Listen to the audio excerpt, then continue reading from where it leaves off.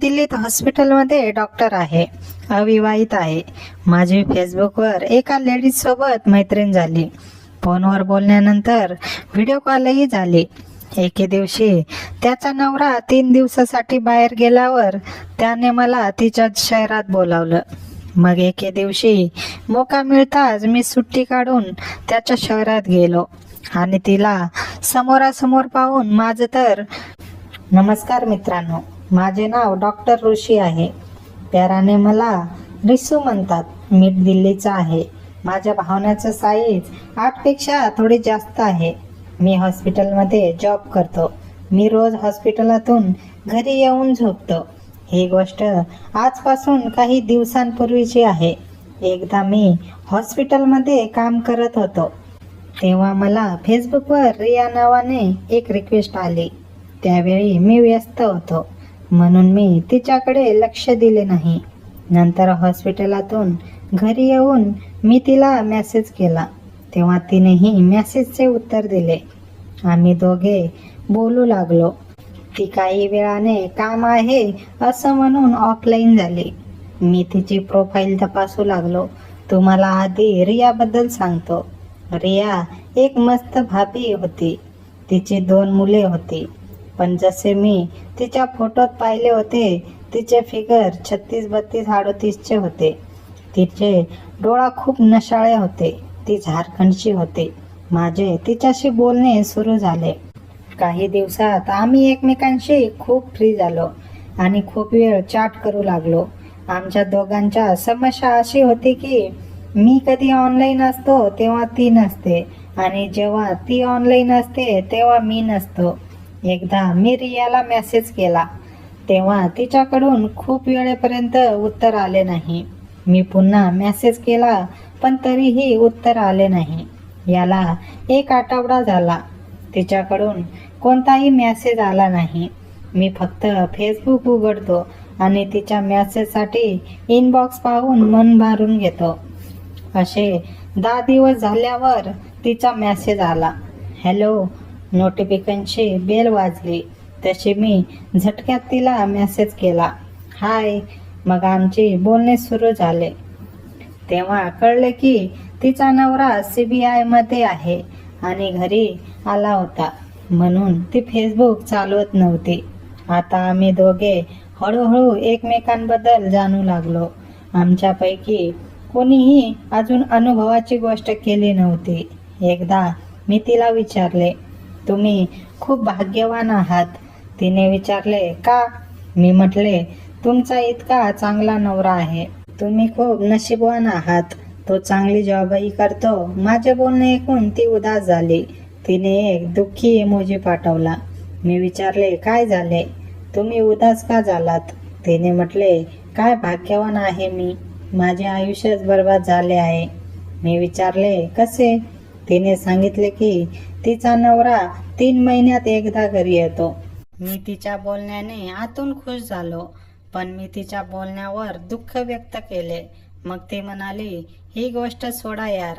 मी एक smile emoji पाठवला. तिने म्हटले, आणि सांगा तुमची कुठली गर्लफ्रेंड आहे का? मी लिहिले, नाही. तिने लिहिले, का? मी म्हणालो, तुमच्यासारखी मिळालीच नाही. यावर ती हसू लागली आणि म्हणाली, मी तर म्हातारी झाले आहे. मी बोललो, तुम्ही पागल आहात. खरी मजा तर तुमच्या सारख्यांमध्येच असते. हे ऐकून ती हसू लागली. काही वेळाने तिने स्वतः आपला फोन नंबर मेसेज केला आणि माझा नंबर मागितला. मीही माझे दोन्ही नंबर मेसेज केले. तिने विचारले, फोनवर बोलू का? मी म्हणालो, मी लावतो. मग मी रियाशी फोनवर बोलू लागलो. तिची आवाज खूप गोड होती. ती हसली की आतपर्यंत झणझणाट पसरायचा. खूप वेळ बोलल्यानंतर आमची फोन चॅटिंग संपली. त्यानंतर आम्ही दोघे कधीही बोलू लागलो. ती मला मिस कॉल देई आणि मी फ्री झाल्यावर तिच्याशी बोलू लागलो. आम्ही दोघे खुले होत गेलो. आधी साधे जोक्स, नंतर रोमांटिक जोक्सही चालू झाले. तिलाही माझ्याशी बोलण्यात खूप मजा येऊ लागली. एकदा मी मजाकात तिला म्हटले, तुमच्यासारखी कोणी मिळाली तर आयुष्य बनेल. तिने म्हटले, अच्छा जी, माझ्यासारखी मिळाली तर तिच्यासोबत काय करणार? मी म्हटलो, एन्जॉय, प्यार. ती म्हणाली, मी वाईट आहे का? मी म्हटलो, नाही यार, मी अशी गोष्ट कुठे म्हटलो. माझ्या बोलण्यावर तिने म्हटले, तुम्ही माझ्यासारखी मिळवल्याची गोष्ट केली ना, म्हणून मी म्हटले की मी वाईट आहे का? तिच्या या बोलण्यावर मी तिला म्हटलो की तुम्ही खूप चांगली आहात यार भाभीजी. तुम्हीच मला मिळाली असती तर माझे आयुष्य बनले असते. यावर ती हसली. तिने हळूच म्हटले, ट्राय करू शकता तर करा. मी अजून म्हटलो, नक्की. हळूहळू आम्ही बोलता बोलता एकमेकांशी खालच्या वरच्या गोष्टी करू लागलो.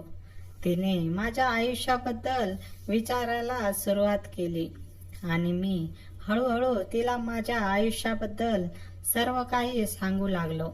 काही वेळ खुले बोलणे केल्यानंतर मी तिला विचारलो, तुमचा साईज काय आहे? तिने सांगितले की आधी तुमचा साईज काय आहे ते सांगा. मी म्हटलो 8चा. हे ऐकून ती थक्कच झाली आणि म्हणाली, असं होऊच शकत नाही. मी कसं खरं समजू? मी म्हणालो, खोटं वाटत असेल तर ट्रायल घेऊन बघ. मग मी तिला म्हणालो, माझं उत्तर तुला मिळालं पण तू काय बोलली नाहीस. तेव्हा ती म्हणाली, तुला मी असं नाही सांगणार, तुलाच माप घ्यावं लागेल.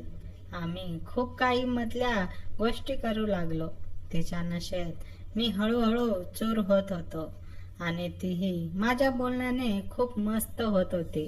तिने विचारले, तुमची भावना दाटून आल्यावर किती रुंद आहे?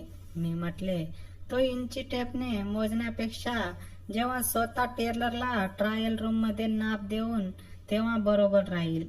भाभी माझ्या बोलण्याने हसली आणि म्हणाली, ट्रायल रूम म्हणजे तुमची भावना आज जाऊनच नाप सांगेल.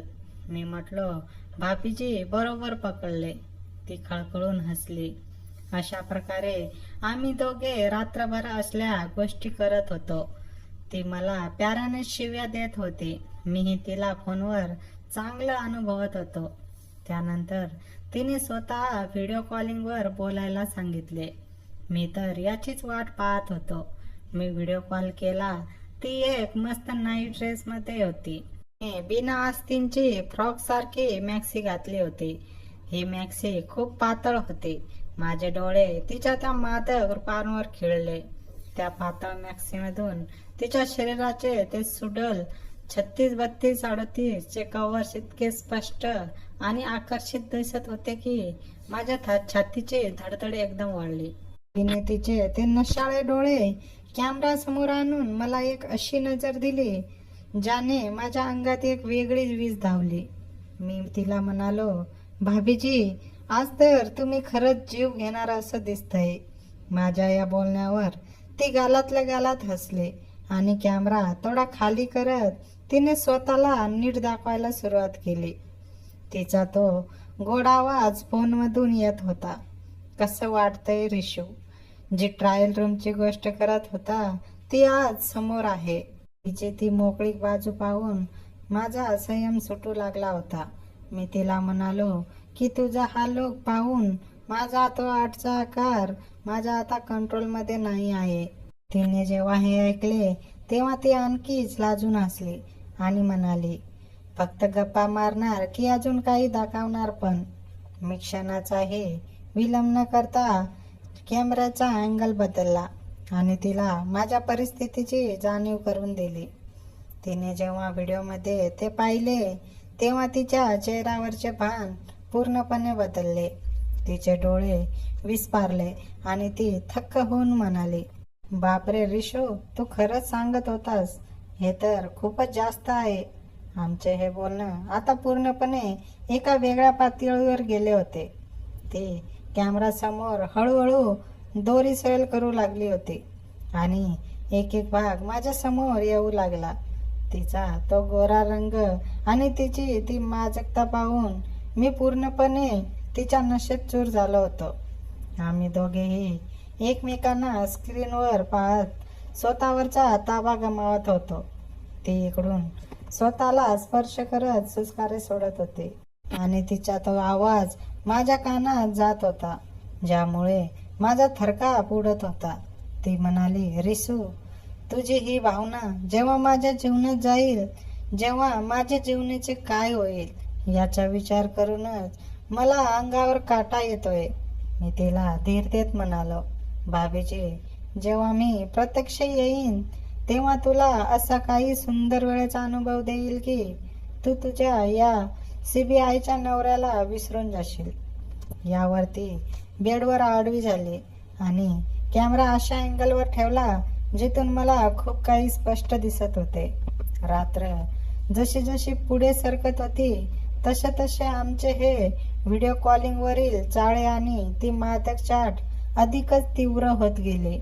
आम्ही दोघींनीही त्या रात्री अंतराच्या सर्व मर्यादा ओलांडल्या आणि एकमेकांना फोनवरच पूर्ण तृप्ततेचा अनुभव दिला. रात्रीच्या त्या व्हिडिओ कॉलवर आम्ही दोघांनी एकमेकांना इतकं जवळून अनुभवलं की त्यानंतर आमच्यातली ओढ कैक पटीने वाढली. आता दिवसाची कोणतीही वेळ असो, आमचं लक्ष फक्त एकमेकाच्या मेसेज आणि फोन कॉलकडे असायचं. मी हॉस्पिटलमध्ये ड्युटीवर असताना आमच्या डोक्यात सतत रियाचा तो मादक चेहरा, तिचे ते नशाळे डोळे आणि तो पातळ नाईट ड्रेस मधला अवतार फिरायचा. त्याची अवस्थाही काही वेगळी नव्हती. ती घरात काम आवरून मुलं झोपली की लगेच मला मिस कॉल द्यायची आणि आम्ही तासनतास फोनवर गुंतून जायचो. अशातच एक दिवस रियाने फोनवर बोलताना सुस्करा सोडत म्हटले, शिशू, आता या फोनवरच्या आणि व्हिडिओ कॉलच्या गोष्टींनी माझं मन भरत नाही यार. मला तुला प्रत्यक्ष समोर पाहायचं आहे, तुला स्पर्श करायचा आहे. तिने हे शब्द ऐकून माझ्या अंगात पुन्हा एकदा तीच झणझणाट पसरली. मी म्हणालो, भाभीजी, इच्छा तर माझी तीच आहे, पण आपण भेटणार कसे? तू झारखंडमध्ये आहेस आणि मी दिल्लीत हॉस्पिटलच्या जॉबमध्ये अडकलोय. त्यावरती थोडी वेळ शांत राहिली आणि मग गालातल्या गालात हसत म्हणाली, पुढच्या महिन्यात माझे मिस्टर 2 आठवड्यांसाठी एका मोठ्या केसच्या तपासण्यासाठी बाहेर जाणार आहेत. मुलंही त्यांच्या आजीकडे जाणार आहेत. जर तू काही दिवसांची सुट्टी काढून येऊ शकत असतील तर माझे संपूर्ण घर आणि मी फक्त तुझीच वाट पाहत असू. रियाने थीट दिलेली ही ऑफर ऐकून माझा स्वतःवरचा ताबा सुटला. माझ्या मनात लगेच माझ्या त्या 8चा आणि तिच्या 36-32-38च्या मादक शरीराची ती ट्रायल रूम वाली कल्पना जिवंत झाली. मी क्षणाचाही विचार न करता तिला शब्द दिला, भाभीजी, तू फक्त तारीख सांग, मी हॉस्पिटलमधून सुट्टी मंजूर करून लगेच तुझ्या दारावर हजर होईन. हे ऐकून ती फोनवरच आनंदाने ओरडली आणि म्हणाली, लवकर ये रिशू, तोपर्यंत मी दिवस मोजत राहते. त्या दिवसानंतर आमच्यातल्या गप्पांमध्ये आता फक्त आम्ही प्रत्यक्ष भेटल्यावरच काय काय करणार याचे बेत आखले जाऊ लागले. ती रोज मला नवीन कपडे घालून फोटो पाठवायची आणि विचारायची, यात मी कशी दिसते? भेटल्यावर सगळ्यात आधी तू हा ड्रेस घालणार की दुसरा? तिच्या अशा बोलण्याने आमची उत्सुकता अधिकच शिंगेला पोचली होते आणि आम्ही दोघेही त्या दिवसाची आतुरतेने वाट पाहू लागलो होतो, जेव्हा आमच्यातलं हे अंतर कायमचं मिटणार होतं. त्यानंतर सुट्टीची तारीख जशी जशी जवळ येत होती तशी तशी आमची बेचैनी कमालीची वाढली होती. मी हॉस्पिटलमध्ये वरिष्ठ डॉक्टरांकडे रजेचा अर्ज दिला आणि काहीतरी कौटुंबिक कारण सांगून 4 दिवसांची सुट्टी मंजूर करून घेतली. सुट्टी मंजूर झाल्याचा मेसेज मी जेव्हा रियाला टाकला तेव्हा तिने तिकडून लगेच फोन केला. तिचा आवाज आनंदाने थरथरत होता. तिने मला तिच्या घराचा पत्ता आणि तिथपर्यंत पोहोचण्याचा संपूर्ण रस्ता अगदी व्यवस्थित समजावून सांगितला. अखेर तो दिवस उजाडला जेव्हा मी दिल्लीहून झारखंडसाठी निघालो. ट्रेनच्या प्रवासात प्रत्येक सेकंद मला एका युगासारखा वाटत होता. माझ्या डोळ्यात सतत रियाचा तो 36-32-38चा सुडोल देय आणि आमची ती ट्रायल रूमची कल्पना बोलत होते. दुसरीकडे रिया सुद्धा घरी माझी वाट पाहत पूर्ण तयारी करत होती. तिने मला मेसेज करून सांगितले की तिने खास माझ्यासाठी संपूर्ण घर सुगंधी मेणबत्त्यांनी सजवले आहे.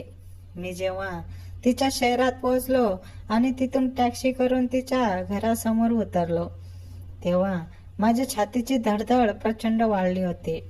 मी घराची बेल वाजवली आणि काही सेकंदातच दरवाजा उघडला गेला. समोर रिया उभी होती. तिने व्हिडिओ कॉलवर दाखवला होता तसाच एक हलका आणि मादक ड्रेस घातला होता. त्यातून तिच्या शरीराचे कव्हर स्पष्ट जाणवत होते. प्रत्यक्ष पाहिल्यावर ती व्हिडिओ कॉल पेक्षाही कितीतरी पटीने सुंदर आणि मादक वाटत होती. तिने आजूबाजूला पाहिले आणि पटकन माझा हात धरून मला घराच्या आत ओढले आणि धाडकन दरवाजा बंद केला. आम्ही दोघेही एकमेकांसमोर उभे होतो. आमचे श्वास एकमेकांना स्पर्श करत होते. तिने तिचे ते नशाळे डोळे माझ्या डोळ्यात रोखले आणि म्हणाली, तर शेवटी रिशू डॉक्टर माझ्या ट्रायल रूम मध्ये पोहोचलेच. मी काही बोलण्याच्या आत तिने तिचे दोन्ही हात माझ्या गळ्याभोवती टाकले आणि मला घट्ट मिठी मारली. तिच्या शरीराचा तो उबदार स्पर्श आणि सुगंधी सुवास माझ्या नाकात रेंगाळला. ज्याने माझ्या मनातली वर्षानुवर्षाची भूक एकदम जागी झाली. मी सुद्धा तिला माझ्या बळकट हातांमध्ये कवेत घेतले आणि तिच्या पाठीवर हात फिरवायला सुरुवात केली.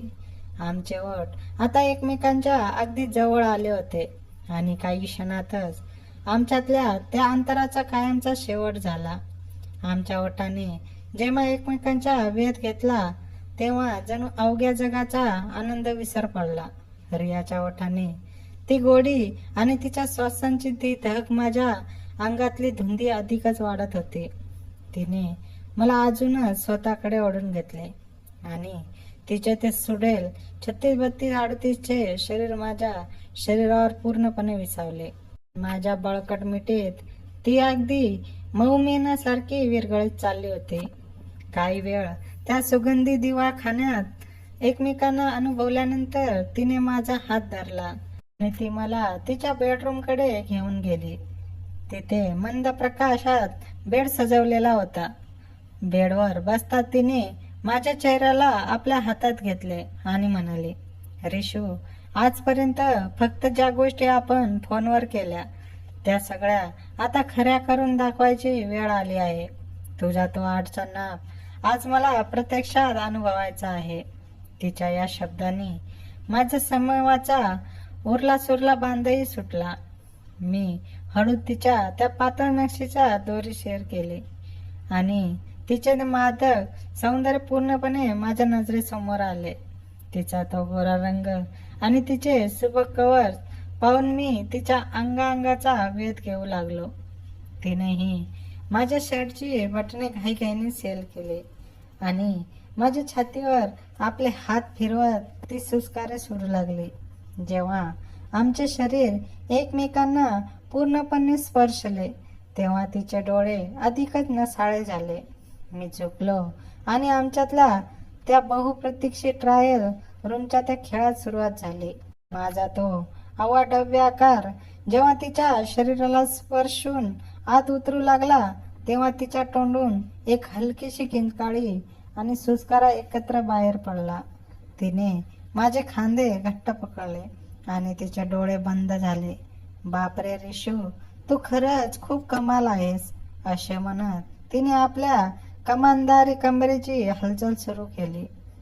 त्या रात्री आम्ही दोघींनीही एकमेकांना पूर्णपणे समर्पित केले होते. खोलीत फक्त सुगंधी मेणबत्त्यांचा मंद प्रकाश आणि आमच्या श्वासांचा वेगानं आवाज घुमत होता. आम्ही दोघेही त्या नशेत असे चूर झालो होतो की रात्रीचे किती प्रहर उलटून गेले याचे आम्हाला भानच राहिले नव्हते. त्या मात्रक रात्रीचा तो थरार जसा जसा वाढत गेला तसतशी रिया माझ्या मिठीत पूर्णपणे वेडी झाली होती. माझ्या प्रत्यक्ष हालचालीवर तिच्या तोंडून फक्त सुस्कारे आणि माझी स्तुतीच बाहेर पडत होती. ती माझे रुंद खांदे आणि माझे शरीर घट्ट पकडून माझ्या कानात पुटपुटत होते. रिशू, तू खरंच कमाल आहेस यार. जो मर्द हवा असतो ना, तो असा असतो. तू मला जी तृप्ती दिली आहेस ती मी आयुष्यात कधी अनुभवली नव्हती.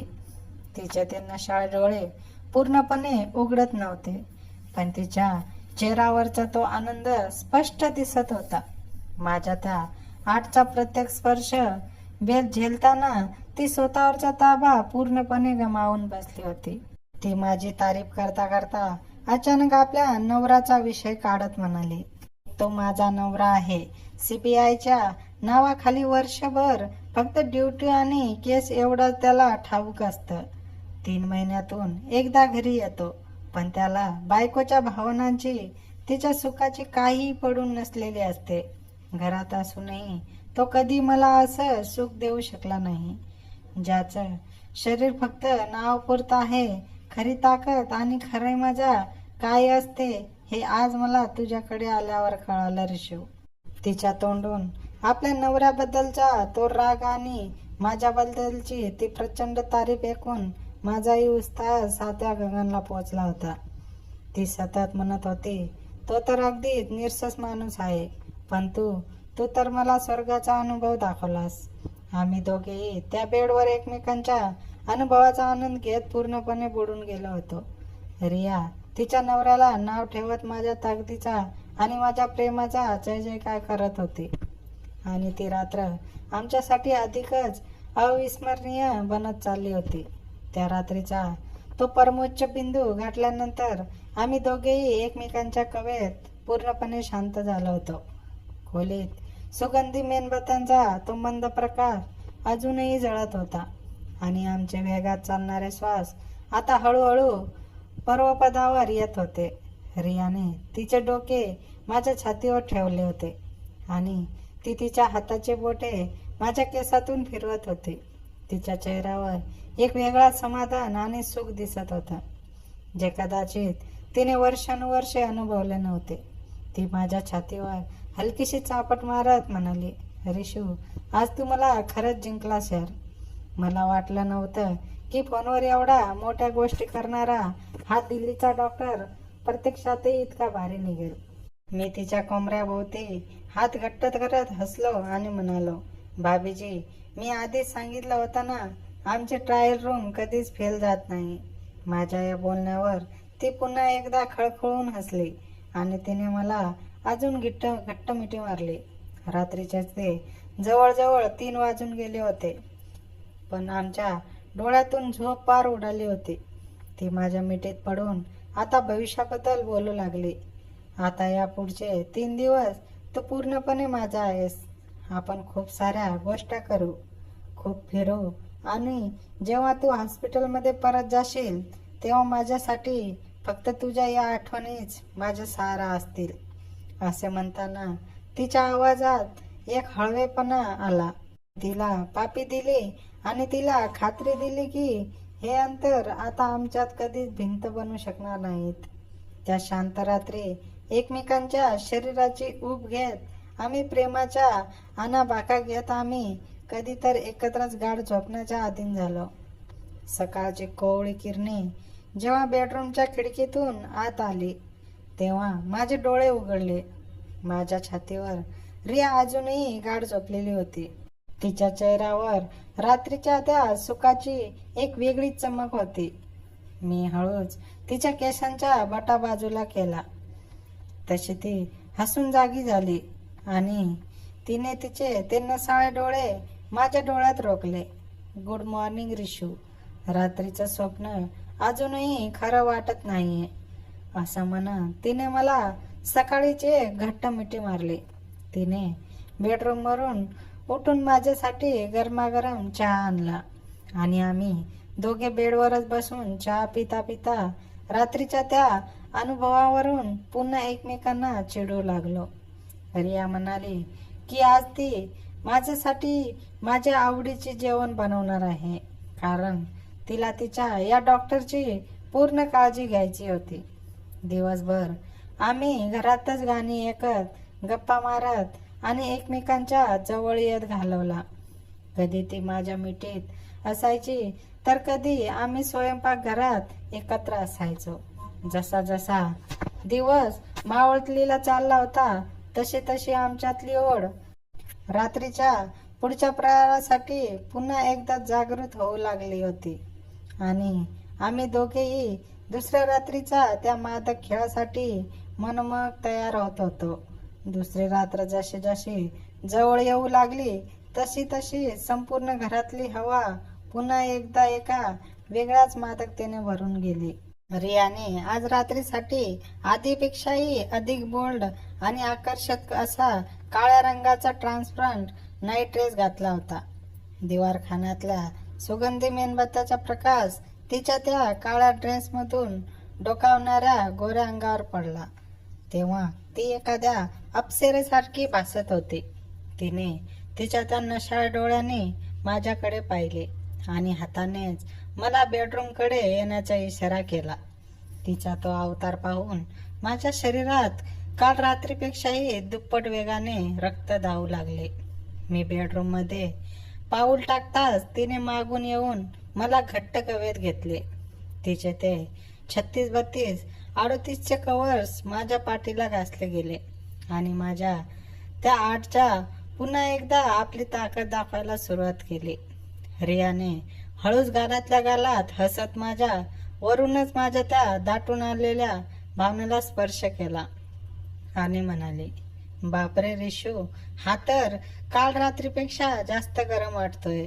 आज नक्कीच माझी कंबर तोडणार तू.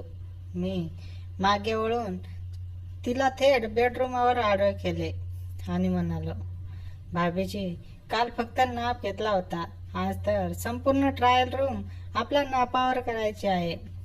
माझे हे बोलणे ऐकून ती आनंदाने शहारली आणि एका सेकंदाचाही विचार न करता एकमेकांच्या शरीराचा ताबा घेतला. खोलीत पुन्हा एकदा सुस्कारे पापीचा आवाज आणि माझ्या ताकदीची स्तुती घुमू लागली. रिया पुन्हा एकदा तिच्या त्या नीरस नवऱ्याला नाव ठेवत माझ्या प्रेमात पूर्णपणे वाहून गेली होती.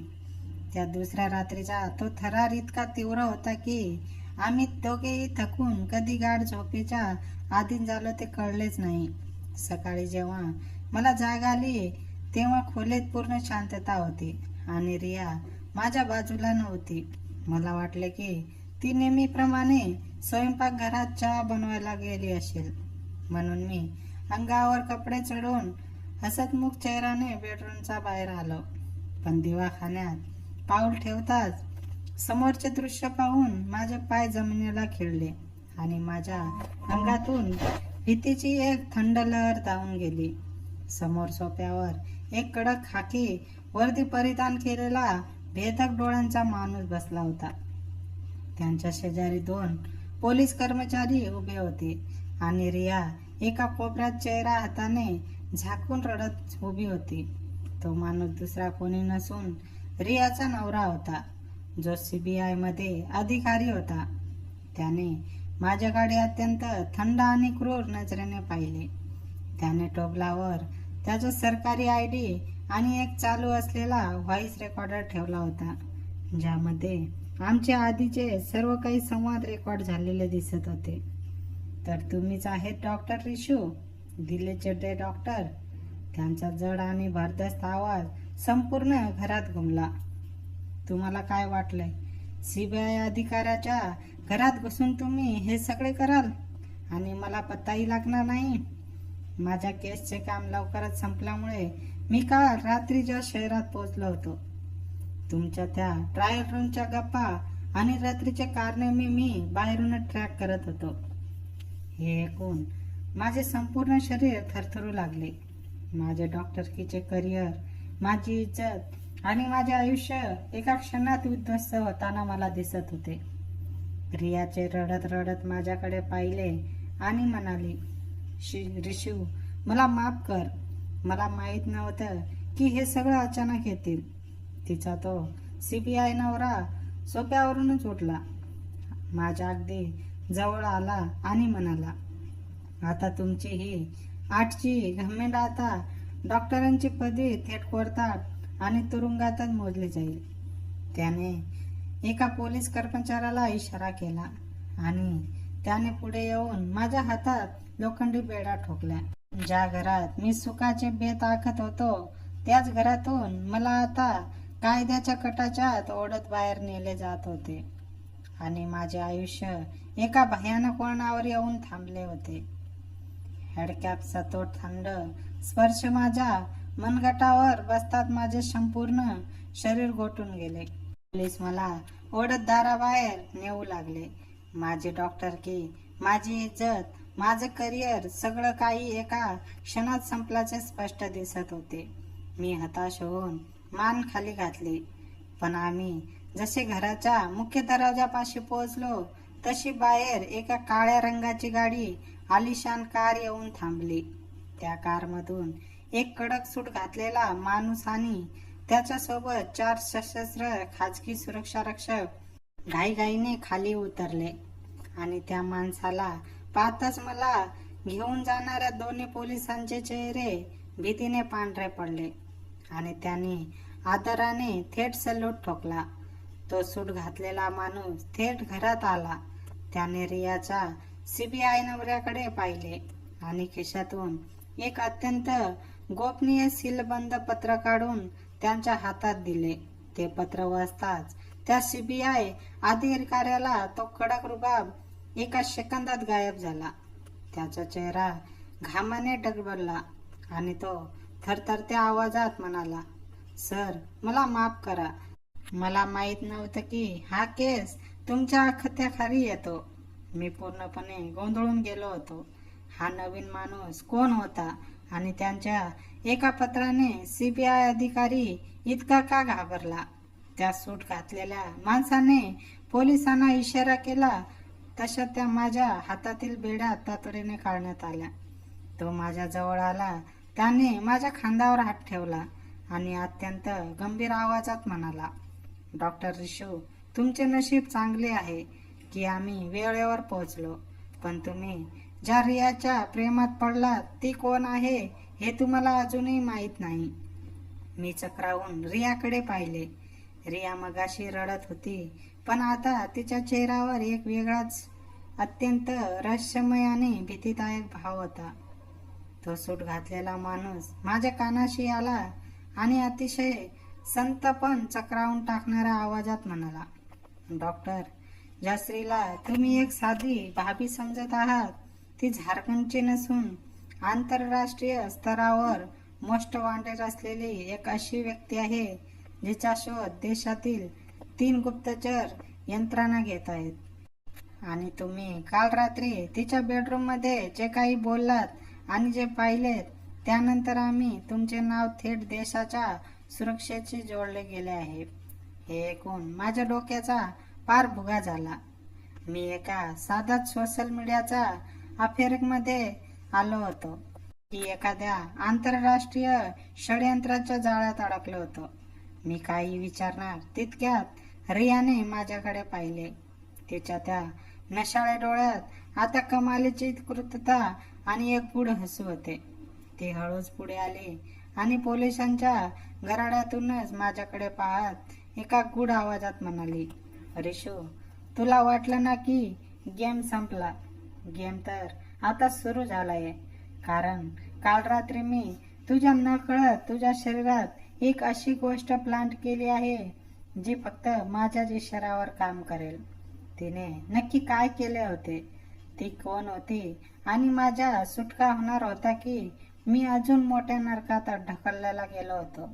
हे सर्व जाणून घेण्यासाठी कमेंटमध्ये भाग 2 लिहा.